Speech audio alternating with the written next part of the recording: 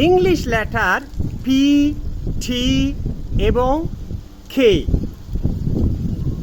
এই তিনটি সাউন্ড উচ্চারণে বাংলা প, ফ, ঠ, ঠ এবং ক, খ এর উচ্চারণ জেনে নিন।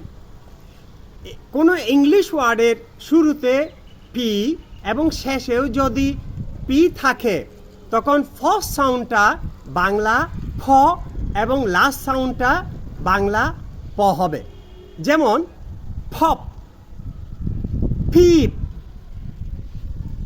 লেটার টি ওয়ার্ডের শুরুতে এবং শেষে থাকলে প্রথম টি এর উচ্চারণ বাংলায় ঠ এবং লাস্ট সাউন্ডটা হবে বাংলা ট। যেমন টেস্ট, ট্রাস্ট। অনুরূপভাবে ফার্স্ট লেটার সি বা কে এবং লাস্ট লেটার কে থাকলে ফার্স্ট লেটারের ফার্স্ট সাউন্ডটা হবে বাংলা খ এবং লাস্ট সাউন্ডটা হবে বাংলা ক। যেমন কেক, কিক।